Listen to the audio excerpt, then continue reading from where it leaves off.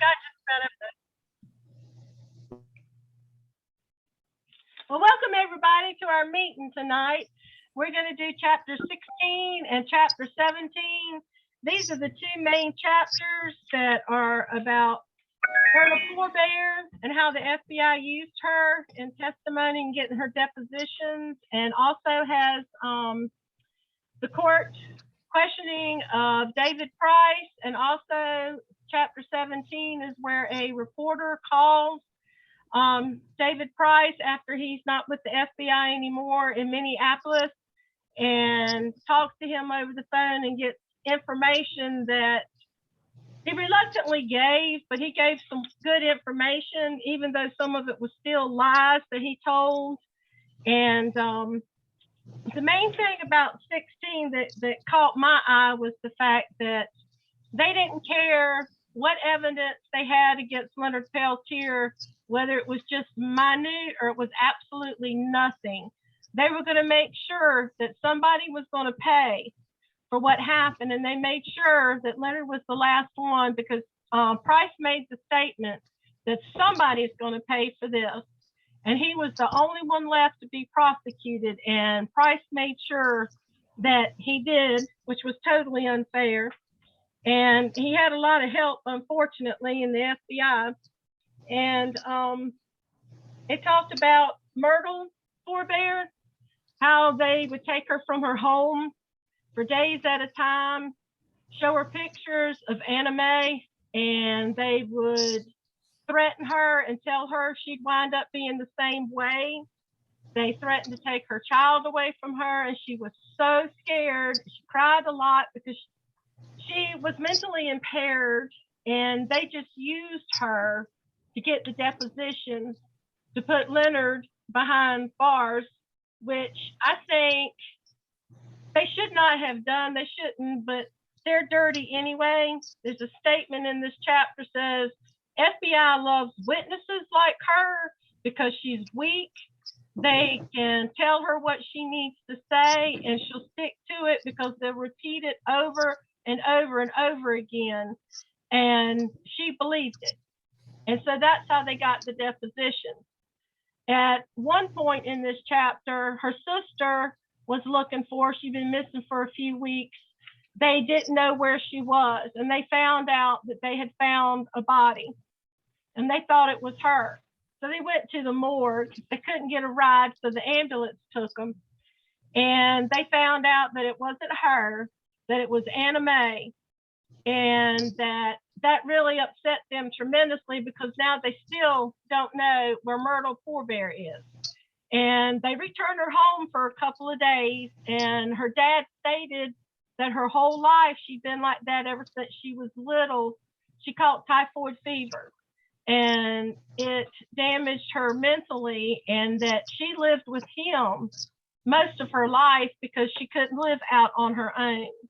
And David Price fed off of that, and so did Woods. And I think that they should have thrown all of her depositions out anyway. But if I'm not mistaken, she didn't wind up testifying in Leonard's trial anyway. According to this chapter, she didn't. Is that true? Can I say something about that?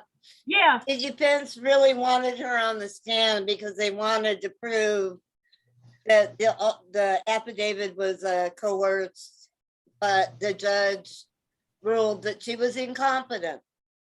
She was competent as long as they needed her to be. But the thing that struck me about this chapter is it opens up with an elder saying that the white man uses law and religion as a helper to stand behind, and he pulls it out when it's convenient, then puts it back away. So that's exactly what they did with Myrtle Forbear. I'll shut up. I also wanted to add, they used the affidavit to extradite him. And I mean, I don't see how that's, but that was a Canadian court. They had to have something, you know, and It wasn't her first affidavit. There were several affidavits. And when she was saying that she was running along and she jumped on the back of the horse with Leonard and that was her boyfriend, and later admits that she doesn't know him. And so, I mean, obviously they took an incompetent, mentally ill, for lack of a better word, woman and used her. And I don't know. I feel really bad. And she'd also been a witness in another case, and where the man was prosecuted. I think his name was Dick Marshall. Yeah, Dick Marshall, yeah. So, I mean, like, what are the chances of like, and she also worked in the BIA dispatch as with the BIA police. And so they probably just said, here's someone we can use because they were unsuccessful in the conviction in the prior cases with the self-defense case and the FBI misconduct. Yeah, So I think she's truly a victim here too, because they just used her and they kept her from her family, threatened her, and it's shameful. it is shameful. And Price didn't even think twice about it, neither did Woods, because they didn't care. They didn't even care about her as a human being or as a person. All they wanted was their justice, and the FBI justice isn't what it's all about. And they even kept bringing up Jimmy Eagle and trying to get him, and they were trying to twist the story about Joe's stunts and him having the SWAT jacket on, and trying to bring all that up back in this chapter. And it was almost like they were so desperate, they were backtracking. And even when they tested the rifle and the scope that the FBI agents were using to identify Jimmy Eagle and Leonard Peltier and the men leaving the reservation, they said from the yards that he was away in the heat, he couldn't have seen it. But they tested the scope on the rifle in 38-degree weather, and you can see further with a cooler scope than you can in the heat. So they used his testimony as seeing them on the reservation and leaving, even though they weren't accurate in their test report. And they let it slide right on through. Nobody even questioned the temperature difference or anything. And then they tested Leonard's gun and found out that it wouldn't fire. And the bullets that they found would not even fit in his gun. And the ammo that they found all around the FBI agents' cars, they only matched 2 rifles, and none of them had Leonard. He wasn't anywhere near any of those rifles. And they could not pin that on him. And they were also talking about June Little. I think Ann has a question, Catherine. Oh, I'm sorry. Oh, it's Go ahead, okay. Ann. My son's father was in infantry, and I was asking him about it, and he said the only way that they could truly test that is if somebody put off enough heat. So there's no way that could be admissible in court. Yeah, it should. They used a lot of things that weren't admissible in court. Your rules can fog up on Yep. your scope. Thank you, Ann. Thank you. I appreciate that. I'm reading something here. David Price is not a stupid man, but one whose intelligence is severely limited by preconceptions, including the assumption that the end justifies the means. And that's what this entire trial was about. Yes, it was. And they had An appellate court judge said if the FBI lied about Myrtle Poorbear's affidavit, what else did they lie about? He chastised them, but he didn't do anything. But everybody knows that all this was fabricated. The Indigo Girls wrote a song about it. The bullet doesn't match the gun. I mean, they No, it literally wrote a song about it. Everybody knows this, you know. well, we need to get that song and listen to it. Storm, I'll post it again. Stormwolf, Okay. what have you got?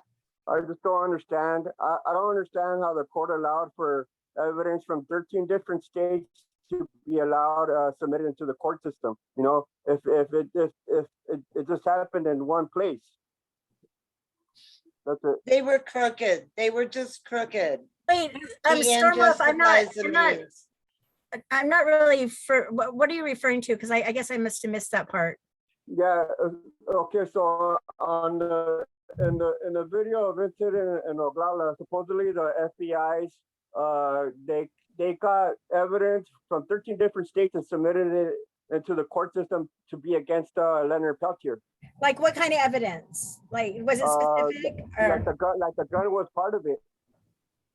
Well, I mean, the gun The was gun- later found in the possession when the car blew up with the explosive, and Leonard wasn't even there. So how Yeah, they it was on fire. Yeah, it attributed was on- that gun to him when it was in the possession of someone else is unbeknownst to me. I mean, I don't understand how they overcome that legal parameter. All that evidence that they gathered was they were just getting it from different places and bringing it into the court system. Yeah.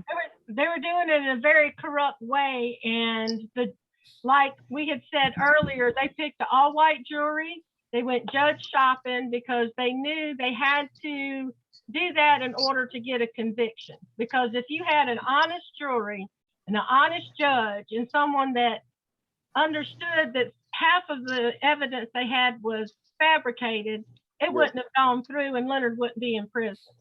And the FBI is as corrupt can be. It hasn't changed ever since the conception. And there was also something I was reading about. What these men did right is precisely what is wrong with the FBI and with the Justice Department and with the government of quick-stepping bureaucrats and politicians for whom integrity has been reduced to an aspect of public relations in the pursuit of their own ends by any means. Okay, care. Ann just inserted a comment. This might be good timing. The FBI chief was caught doing something. Ann, what was he caught doing? Is it a real I'm not thing? sure. I'm not sure. I have to go back and check. Okay, we'll look into it. Thank you. Okay, sorry to interrupt, Catherine. Oh, that's okay. That's okay. I just wanted to read that because that fit in perfectly with what we were talking about. The FBI didn't care what evidence they had to use or fabricate. They were going to make sure that Leonard be the jury and a prejudiced judge was going to be convicted regardless. They were not honest in any of it. And Price questioning in there, he was always turning the question around where he wasn't really answering the question. He would always say, I kind of remember, but I don't, or maybe it did. I don't know, because Yeah, real evasive, or just flat out 1 second wouldn't remember, the next second, like, yeah, on such and such day, like every question he was asked, he was very evasive. But I had something that I wanted to bring up, and maybe David could go into this regarding Joseph Stunts. Like a lot of people go, oh, 2 agents were killed and an Indian man, and his name was Joseph Stunts. And David had made a good point to me on a conversation that we had. And if you wanted to talk about that, David, I'd appreciate that.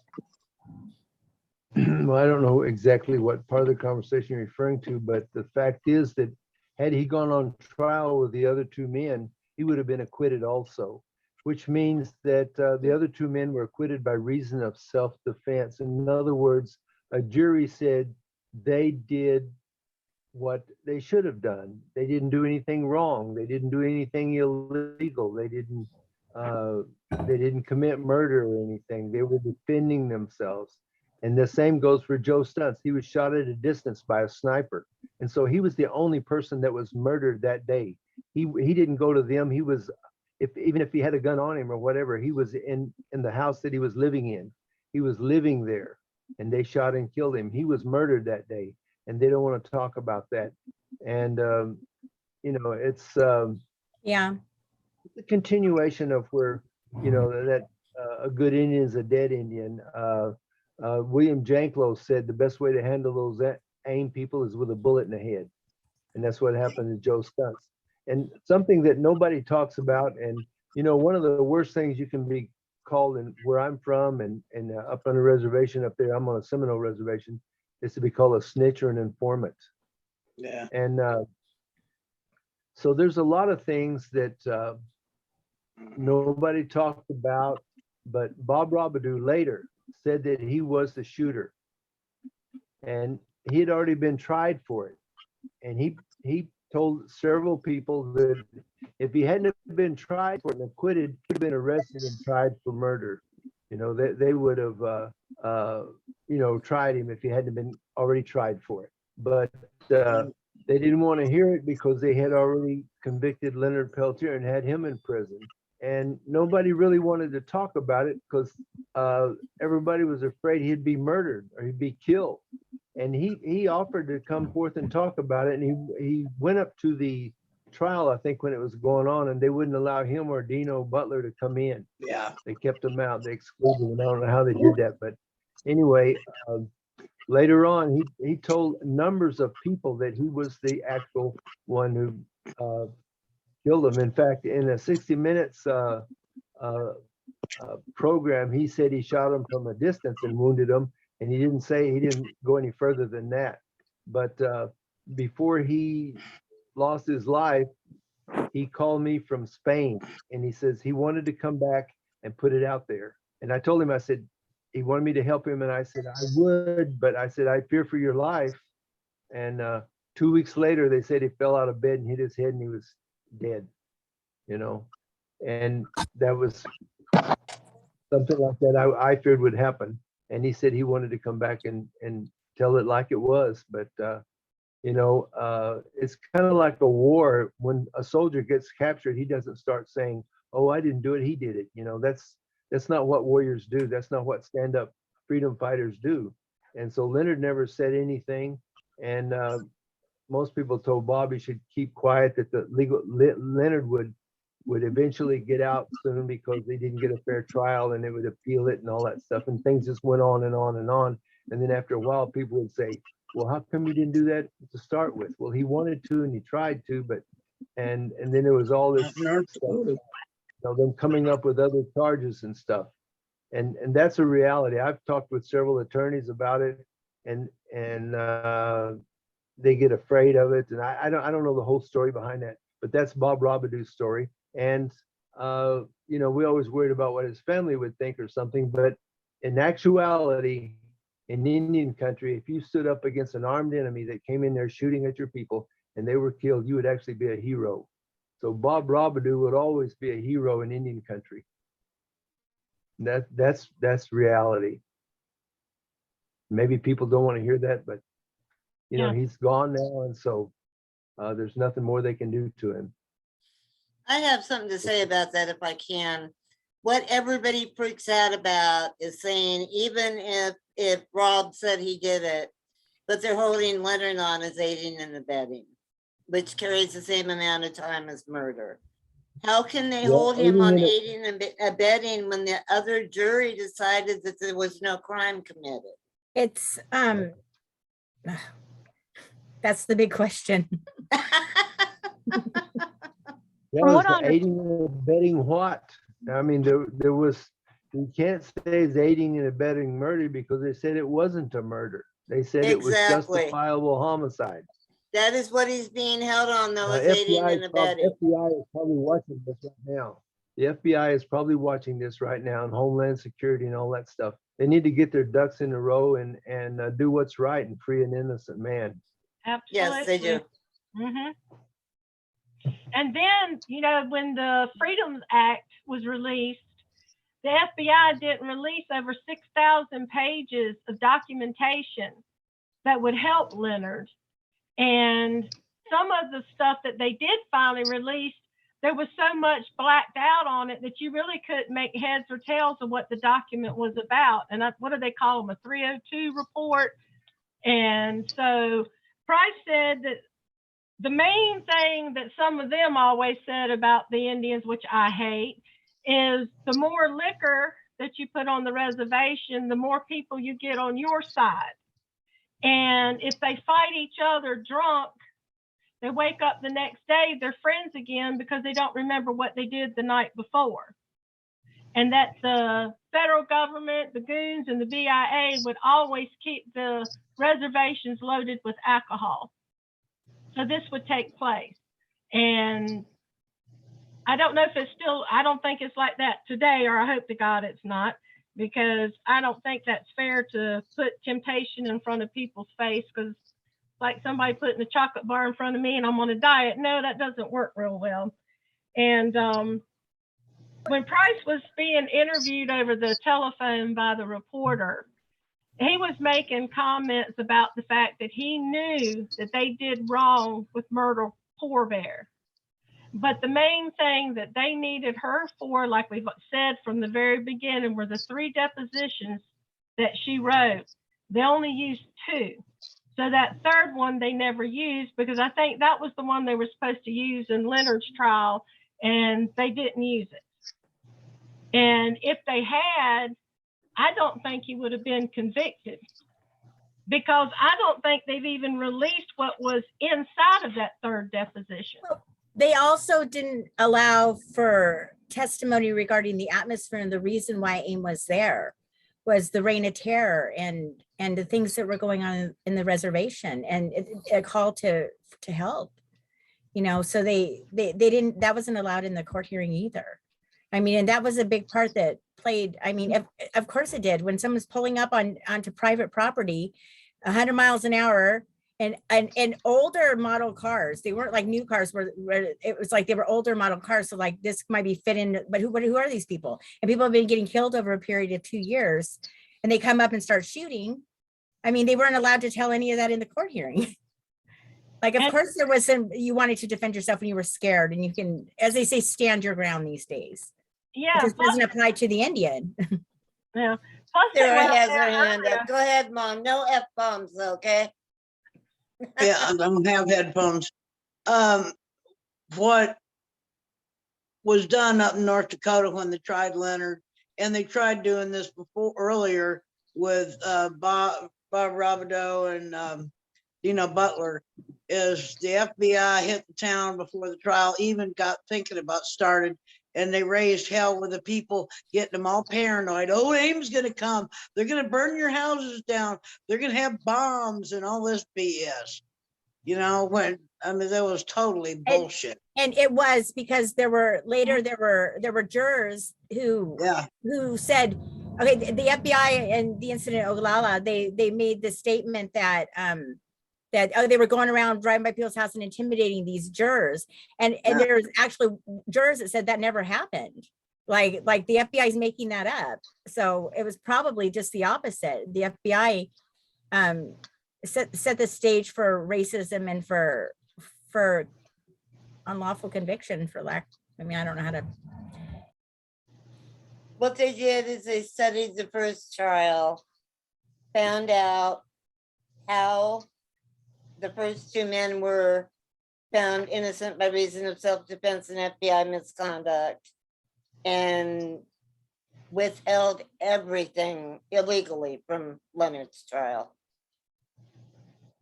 I mean, they not releasing the 6,000 pages of reports that would make him an innocent man. To me, that should have gone back to starting a new trial for him to have a new trial, but it never happened. And if I'm not mistaken, it's not because they didn't try. They tried everything they could, and they're still trying.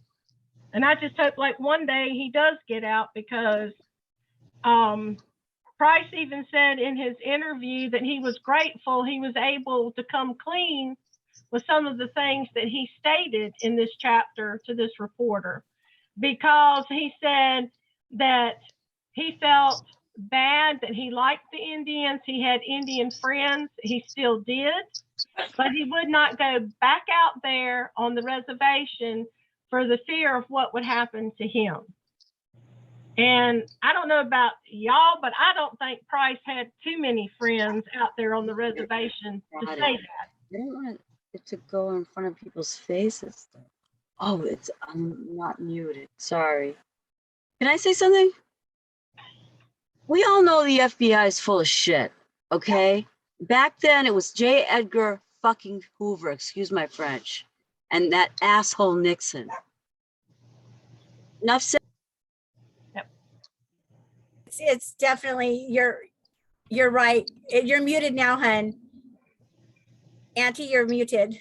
I'm glad. I'll Okay. stop now. I'm sorry. No swears, right? Yeah, I don't know no. what the rules are, and I don't know Zoom, so I'm gonna mute myself. I'm a No, little but emotional. we all agree with you. It was. Okay, I'm sorry. It's all COINTELPRO. It's the leftover of the J. Edgar Hoover. Bullshit. And then it's still going on today because Leonard is still Can in I say prison. one thing? I Yes. see him free this year, and I see reparations, and I see his family getting taken care of, and I see him out in his greenhouse. And that's all I'm going to say for the rest of the night. I want to hear what you guys have to say. I haven't even read the book yet. I just hold it and look in the outside cover so far. I'm dealing with too much stuff right now with Mom. So Well, let we're me glad just you're have here. you. You're welcome. We're glad you're I here. am so glad to be here. I want to listen to you guys. You're all wicked smart. I can tell. Oh, thank you. Thank you. I appreciate that. But it all goes back to all Price and Woods trying to get all these different witnesses, all these different names kept coming up over and over and over again. They would not lie for them. And that is why I think they didn't release those 6,000 pages, because it would prove that the gun wouldn't fire, the bullets didn't match, the scope wouldn't work. There's no way they could have identified Jimmy Eagle or Leonard Peltier trying to leave the reservation by the back creek. And they kept getting confused between the red pickup truck, the red Jeep, the red and white pickup truck. They couldn't get their story straight. So that within itself tells you that they didn't know what they were talking about. Because one time the car was loaded with 6 people. The next time there's only 1 person in there. Then the older gentleman was driving, and he didn't stop through the roadblocks. He kept on going. And then he would come back out, and it'd be somebody else. But they couldn't get their vehicle straight. They didn't know whether it was a Jeep pickup, an International, or anything. They just know red. That's all they saw. Yes, Miss Sarah. Yes, ma'am. The Phoebes wanted a fall guy. They couldn't prove who done it. They couldn't prove who did what to whom, except they knew they were in the wrong. Therefore, they took the path of least resistance and picked on Leonard.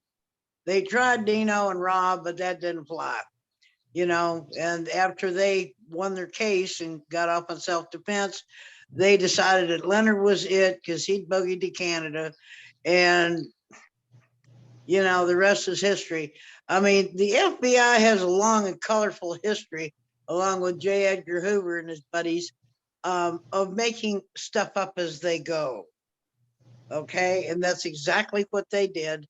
They're still doing it to this day, and they are like Trump. They refuse to admit they're wrong about anything.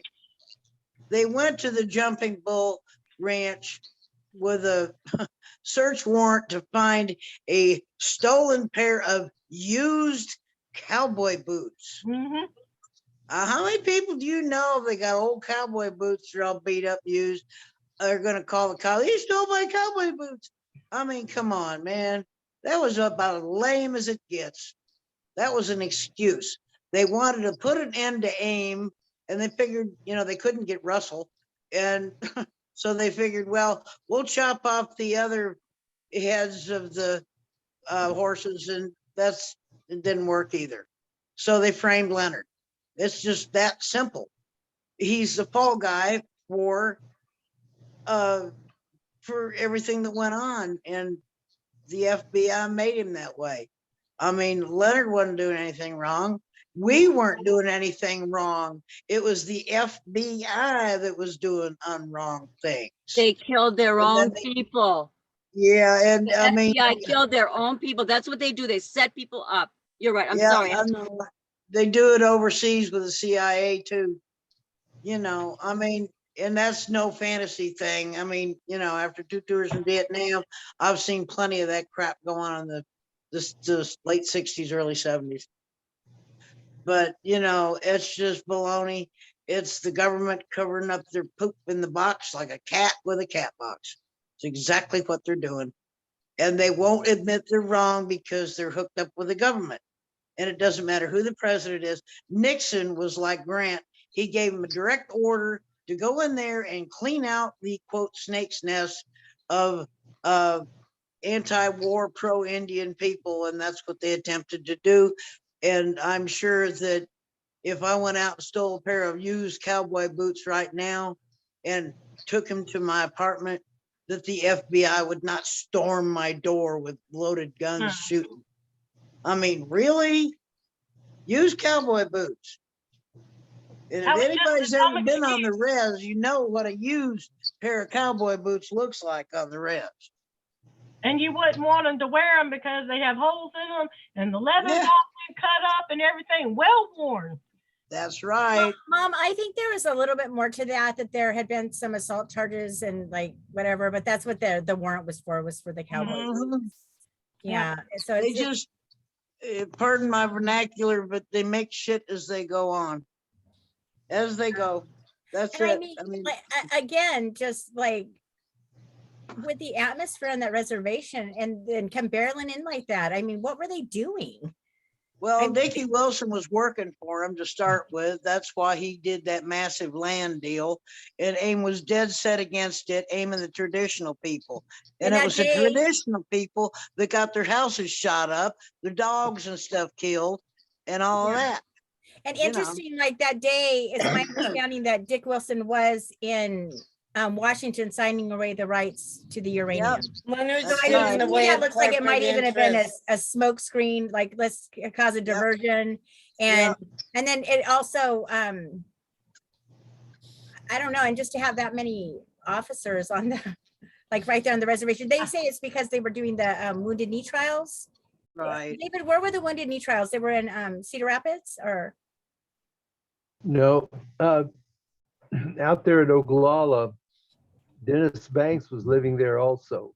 And every day he was driving to Custer, South Dakota, where his trial was going on.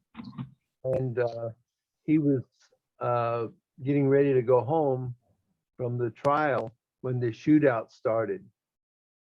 And I saw him briefly before he went back out there.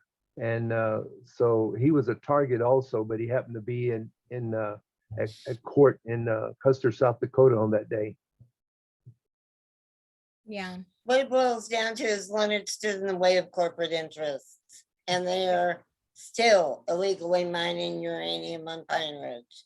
They're still getting away with it. And there's still unopened mines that are causing cancer. And had Leonard been successful in what AIM was trying to do and stop that, people would not be dying of cancer today. So all of those deaths, they have the lowest. all of those deaths expectancy. are on those FBI agents too, and on the people. Like if they had been successful, they wouldn't be dying today. They have the lowest life expectancy on that reservation in the entire United States, 48 years old. Go ahead, Mom. Go ahead. Go ahead, Mom. Estelle? Yeah. Estelle had her hand up first. Estelle, what do you want to say? Well, this is actually a while back. Somebody was saying, how could they do that? And I think it's a little irrelevant at this point, but it was something that David actually made a point about some time back, another meeting. David's never irrelevant. No, inserting it might be a little irrelevant. God dang it, Don. It's called senior moment. Let me get my pen here. But several comments have been in the chat and like, how could they do that? How could they, continue to do that? And the truth is the FBI has had a certain amount of power since whenever. And all they had, Clinton and Barack both wanted to let him go. And as most of you know, that there was the FBI called up not only all the current employees, but even retired employees, had a big demonstration, signs on the front lawn of the White House. And they basically have said to any president or anybody else that's in a position of power, look, we stand between you and an assassin's bullet. We can look the other way. The Kennedy talk. Yeah, you want to end up like a Kennedy? Mm-hmm. So that is, I get it. I understand people go, how could that happen? Well, guess what? There's powers behind the powers. Yes. And Can I that's the say problem one- with Can I say one politics. thing?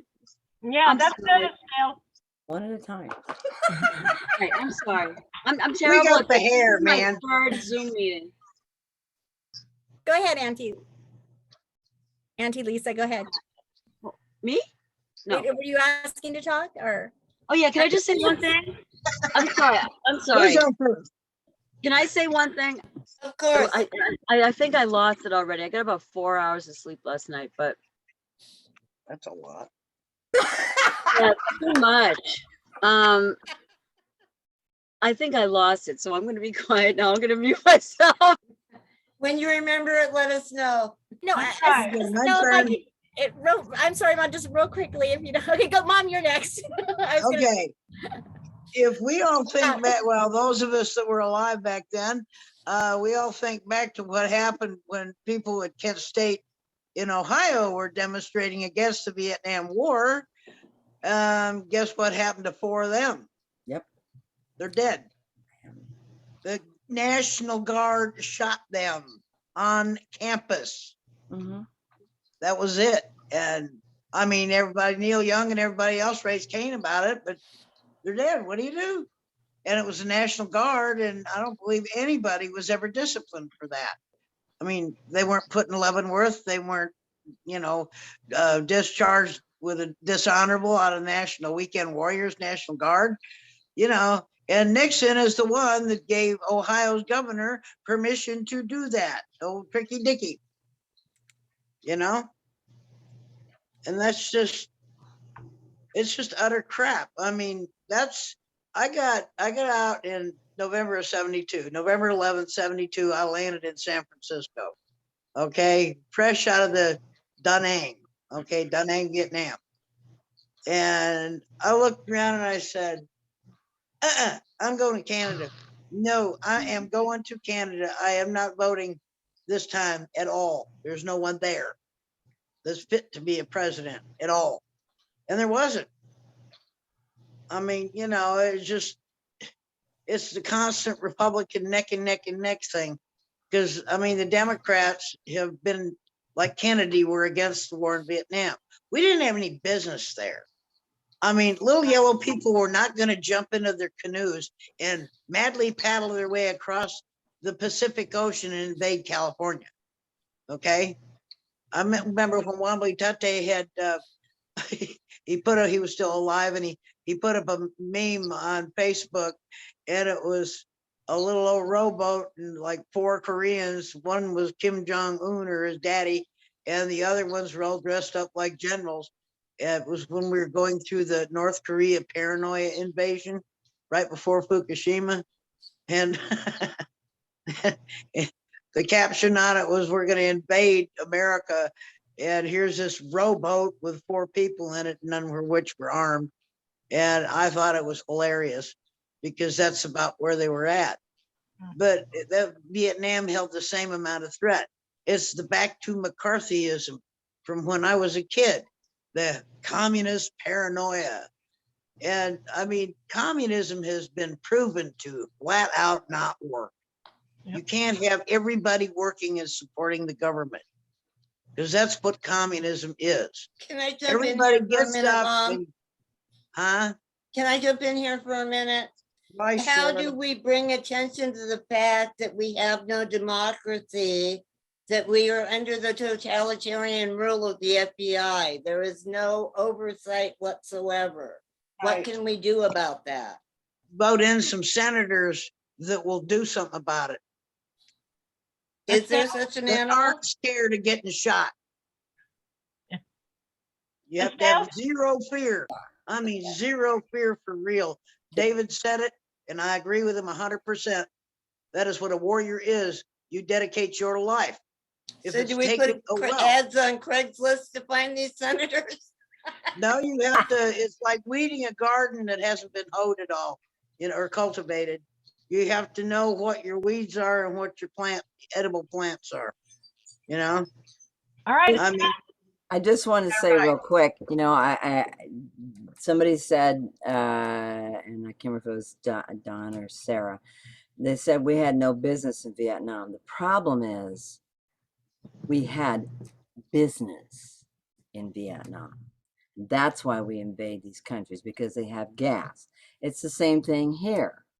Somebody has a mineral, they have gas, they have this, they have whatever.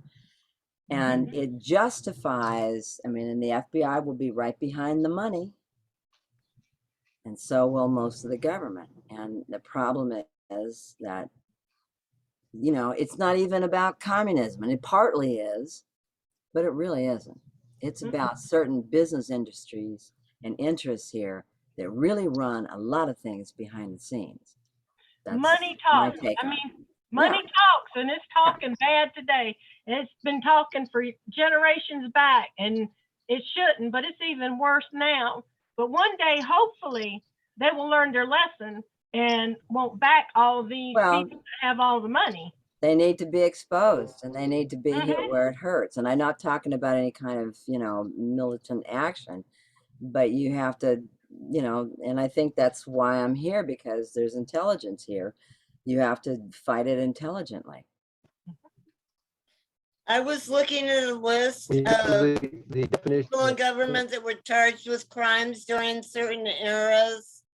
Trump, nobody was charged with anything. Everybody else, bribery, bribery, bribery, bribery, bribery. We need to remove money from politics, period. No campaign spending, no campaign donations. Get a platform out there and elect them on their merit. I'm sorry, David, go ahead. The definition of politics is poly is a Greek word meaning more than one, and tix is a bloodsucking parasite. And then the tick part. You hear me? Yeah. Anyway, that's politics. Poly, a Greek word meaning more than one, tix is a bloodsucking parasite. That's politics. Most of them Okay, are. Liza, did you remember what you had to say? Political ponerology. Oh, am I on? Yeah. Sorry. Oh, I remembered. Jill Biden, Dr. Jill Biden, work on her. I saw it in her face. I saw it in her face. I've been sending cards to her as well. Please be a part of the change of history that can happen this year. This year it can happen. I feel it. I don't know. It's going to happen really soon. I can feel it. And it's Okay. been too long. And it should have happened a long time ago. And I know it's like too late and a dollar short and whatever the saying is. And I'm going to be quiet now. It's not too late, Leonard. Leonard has time. Come out now. And he's going to, though. I have something to see it. interject here. Okay. Okay, so I was talking, Leonard called me this morning, and I had the honor of talking to him, and I wanted to tell you about a dream that he had. And I got cut off right at the end because you're only allowed to talk 8 to 10 minutes, and they cut me off. But here was the dream. And he said that he was shackled and handcuffed, and he was taken in a plane, and they landed at Leavenworth prison. And all of a sudden he got out, and the handcuffs and shackles were gone. And I got chills just. And so he was like, oh my God, and everyone disappeared. So he said, I better go on inside. And he told me he's never had a dream like this the entire time that he's been incarcerated. And he told me that he said, oh my God, they're going to think I escaped. And so he ran into the prison, and he said he looked around, and it was like the floors were all shiny like wood. He said there was wood everywhere. And he said, where am I? This isn't Leavenworth. And he said he sees a guy down the hall, and he says, come here, come here. He says, I'm an inmate. And he says, no, well, this is a museum now. And he said, and you're free to go. And I said, well, I was kind of shocked by it. I thought it was a really fantastic dream. And I said, well, how did you feel about that? He said, well, I still woke up in prison, so I need all of you to keep fighting for me. But he said, but our dreams to our people are very, very powerful. And so, and then we got cut off. The call ended. So I just wanted to share that with you because I don't know. I think it's a sign. I do. And I agree with that. Thank you, Kimberly. You're welcome. Can I just say one thing? What does everybody think about getting him remote healing? I know it's very tricky because his health is very delicate, and I wouldn't want to touch it, but I Get just a want to what? mention it. No, I know of a remote healer. I think And that I any just kind want to of say it and spiritual, let it go. my opinion is any kind of spiritual, positive spiritual, anything spiritually and towards him in a positive way is beneficial. That's my opinion. So what do you think, David? I'd like to know more about his actual health, the actual technicalities of his health. Because then Oh, if you I want suggest, diabetes. Wikuwa? He has diabetes. He has aortic aneurysm. He has problems with his jaw and some He has a problems systemic infection. and then he just got over COVID, of course, and some things related to prostate problems. right? Yeah. What was the thing that this lady, Dusk Lawson just said? I didn't hear it. There was one other thing. Systemic infection. He A has systemic? stripes that have moved from his arms up to his neck. He has a systemic infection they are not treating. A guard was Okay. filmed a couple of years ago, a retired guard that says they are not treating him. They either need to treat him or let him go. Okay, I'm going to put it in the chat so anybody that's interested in this person is free to look them up on YouTube. I'm Okay. also going to look him up on YouTube and ask him. Thank you. I'll write to him. Sassy wanted to say something. Go ahead and unmute yourself, Sassy. Yeah, I actually wanted to say something about some stuff in the chat. So it's like unrelated to what we're talking about, but it's specifically about clean water on the res. And it isn't that there are wells that have been in use for forever.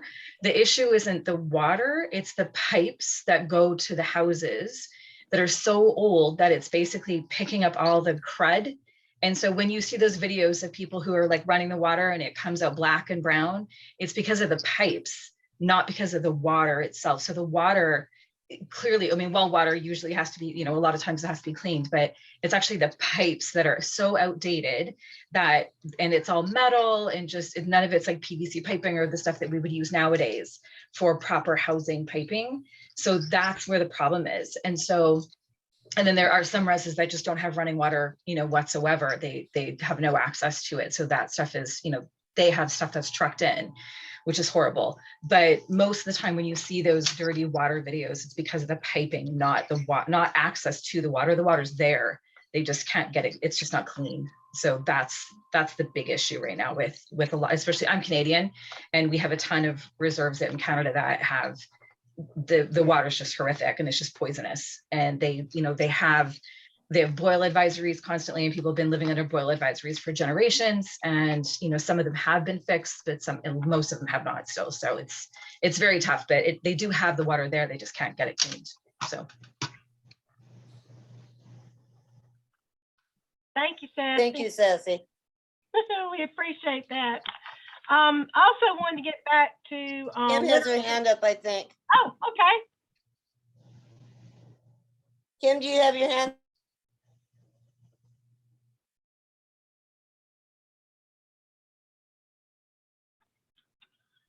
Did she have her hand up? She put it back down, sorry. Put it back down. I wanted to talk about Leonard Peltier's Food Forest Project. Kimberly had sent me a website of an article on the Hawaiian Islands where they are doing a food project. And they have a magazine called The Guardian.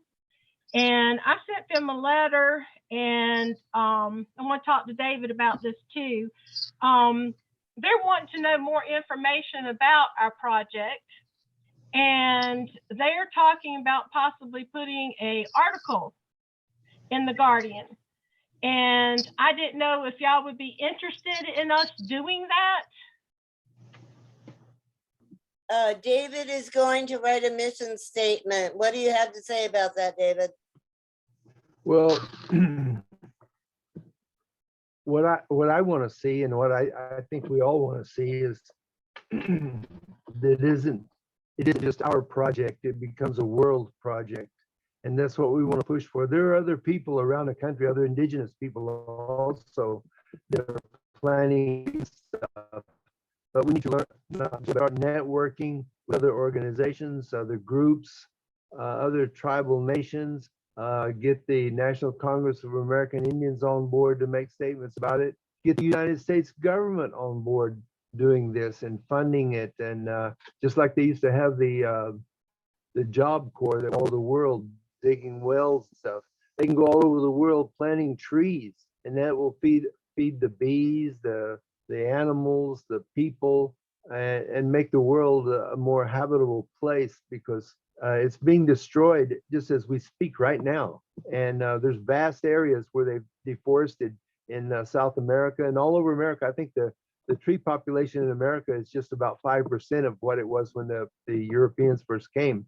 And there's nothing wrong with replacing trees with apples and oranges and peaches and apricots and all kinds of nuts and stuff, things people could eat. And we want it to become everyone's project, and we can do a lot of things. We can put out t-shirts, we can have marathons, we can have all kinds of demonstrations, just like people demonstrate against a war. Well, there's a war going on right now. It's a war of technology of man versus the technology of the creator. And you cannot win against the technology of the creator. If you win, you destroy yourself. And that's where we're at. And we need to plant some trees, plant all kinds of herbal plants, and make this world better than when we came here. I hope. I hope so. Can I say too. something, Catherine? Yes, I'm after you, Dawn, and Sassy. Her hand's not, she can't put it up, so if she can go after you. Oh, you want Sassy to go first? Go ahead, Sassy. No? Yes? No, you go. Okay. Biodiversity is life, and we are losing our biodiversity. Our ecosystem is collapsing. Corporate farming is draining our water table. We lost 60% of our beehive population last year due to commercial pesticides. That's a loss that's not sustainable. I put an email address in the chat, info@freeleonardpeltiernow.com. We're going to start putting information on the food forest on the website. If you have questions or anything you want to contribute, I will put it in the chat again. Email that website with food forest in the subject line. And as David said, this is a mission to heal the planet. This goes beyond a person thing or a tribal thing. I mean, the prophecy is coming true. The earth is getting ready to shake us off like fleas. We've got to heal it. That's it. Yeah, and Shalina Silva has done a lot of research also. I sent her a copy of the research paper that I did on the food forest to send it to her. She said it was a great start. And she gave me a lot of books and a lot of information to do research on municipal herbs that you can plant in the food forest, along with the food part of it, to go back to the original teas and the herbs and the ointments that they used to make for infections and injuries. And I think that is something I was going to try and incorporate in with the food project too. But this magazine I was talking about is based out of an organization in Hawaii, and they're trying to spread what they're doing around. So I thought, David, if we could send some of our stuff to them, maybe we could all spread it together. Sounds good. Sounds good. Thank you. Anybody go. else want to add anything? Yeah, I was actually going to say, so David, do you know CP Benheim? The CP Benheim, she did the art book for Leonard. She's that art critic and curator out of New York. I don't know her. You don't know her? I don't know her. So she does like, I forgot what she calls them, peace walls. They're art walls, and she's doing them. She's done them in the States, and she's doing them across the world now. And so she does a lot of work with like children to do art and murals. She connects them with artists to, promote peace, globally as well. And she's, like I said, she's a curator. Her husband's an artist, very well-known artist as well. She knows Leonard. She's been involved with him, I think for less than a year, but she's done some stuff with him. So she actually did this art book for him. So she's someone that, because she has so many connections globally, especially through the art side of it, and with these peace walls that she's doing, she might be somebody to talk to about, getting these food forests into other places and getting the word out there. I think she'd be and she actually came and spoke one night on the book club as well. So just a really interesting lady, but you might want to be in contact with her too, because she might be able to help out, you know, getting that information out there and talking to people that maybe we don't have access to, you know, because, you know, when we're talking a lot, we're talking to like a captive audience, people who are interested and come to us with this information, but she has access outside of that space that we don't necessarily have access to. So it's just a thought, you know, and I've got our information too. If you ever want to talk to her, I can set it up for you as well. I'll get that from you. Yeah. The ability of this book club to expand, and there's no limitations to all the people who can be on board with it. I mean, we've already got contacts in Europe, and that's what makes Leonard such a good person for helping with this or making it happen, is that he's got contacts all over the world also with different support groups, and his name is well known. And we can start getting some of these other leaders to come to the book club and talk about it to our audiences and network with all of them and get all of the traditional people, the indigenous people, and people of even Arab countries all over the world. Get them, everybody come together in a common goal of planning food forests, making the world a good place to live, making life better. So I was just going to say too that so we do have this newsletter. We're putting it out once a month.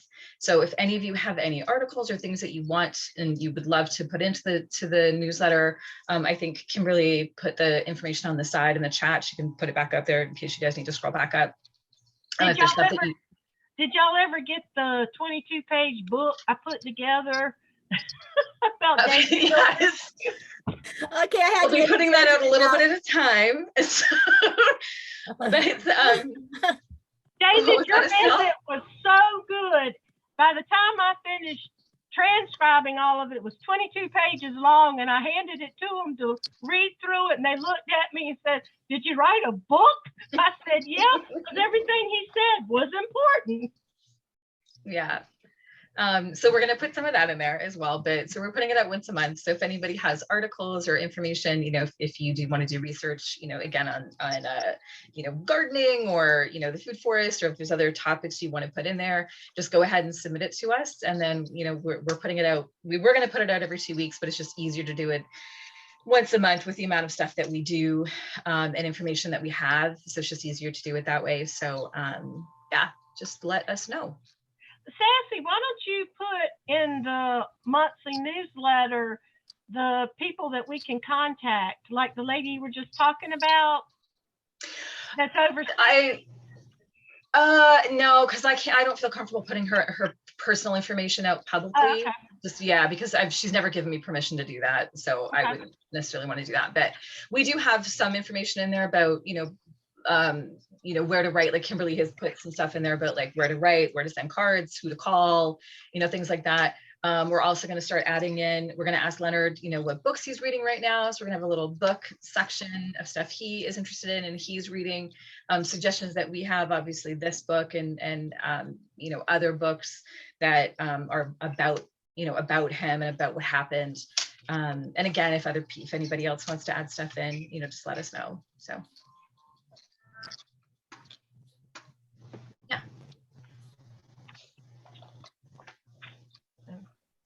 And I think next week, don't we have a Representative Ruth Buffalo coming next week for our book club meeting? Kimberly? Is that next weekend? It's next week. She's the representative for North Dakota, and she's a wonderful person and a great advocate and a friend of his, and a cute dresser. She dresses so cute. Kim, you have done a spectacular job at getting these people on board. Thank you. Oh, you're welcome. Yeah, I just hope that I can honor Leonard in a good way, and he asked me to do it, and I guess I'm trying to overcome my shyness, but if I can honor him in a good way. And thanks to Kimberly and I both, we got Kevin Sharp. No, Catherine, you got Kevin Sharp. So He's coming into August, so we got a good many people that we're reaching out to try and spread the word, you try got and get people to notice Leonard's the story. one besides, of course, David Hill that I'm like happiest about would be I don't know if you guys know who Martin Garbus is, but he was the lawyer for the Chicago 7 and the Cuban 5, and he's a friend of Leonard's, and he wrote the afterword for the book that we're discussing right now. And it was so funny because I sent him an email. I said, I wonder if this gentleman's still alive. He's 90, okay? And so I sent him just a real brief email. Hi, I'm a friend of Leonard's. Do you mind coming to his book club? I expect yes. Then I look him up and I'm like, so I'm pretty excited about that. And I'm so excited for all of you to be part of this. And thank you all for this. Is really a group effort and just sharing Mr. Peltzer's story. And I thank you from my heart. Thank you. Glad to do it. Each and every one of you. Group hug, kind of. Hey, I just wanted to Don't be address. apocalypse handshake. Hey, before we go, I just wanted to address something that Stormwolf posted about, self-sustaining food banks. So here, I live just outside of Atlanta, and I know lots of cities are doing this, or some cities are doing this, but here they actually have a thing called it's a free fridge, and they're set up, all over the city. Yeah. So if it's definitely something I think that can be done, especially if people are gardening. And they have gardens and they have too much, they can drop it off there and then other people can pick it up. If somebody has, whatever, if they have canned goods or what have you. And then there's a warm side where it's just like vegetables, fruits that don't have to be in the fridge. And then there's a fridge side, and that's just here in Atlanta, but the fridges, and there's I think 3 or 4 of them throughout the city. And if I have extra stuff, I can just show up and drop it off and put it in the fridge for people. So people can donate just by dropping off food to this location. And then whoever needs it can come and take the food. So, people make actual lunches, like full, a drink and sandwich and snacks or whatever, and they put those in there. I mean, it's an amazing idea. And I would personally love to see that across every city, across every rural area, because rural areas are the hardest hit. Especially right now with the food costs being so high, people can't afford it, and having access. I could go on a whole jag about that. I'm so sorry.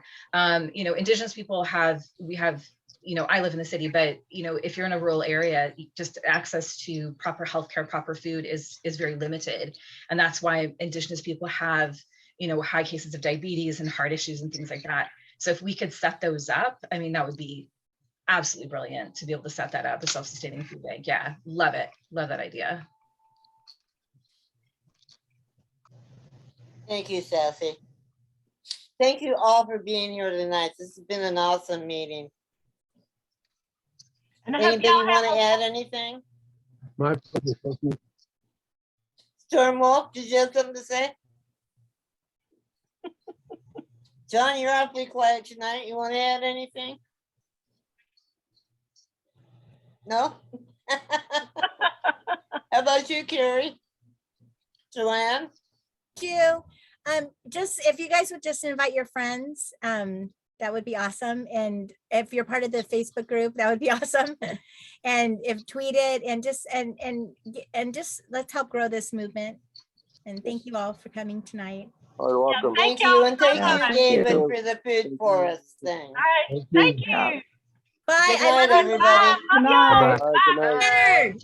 Thanks, you Kimberly. guys. Thank you. May the forest be with you. Yeah. Forest be with you. Be with you.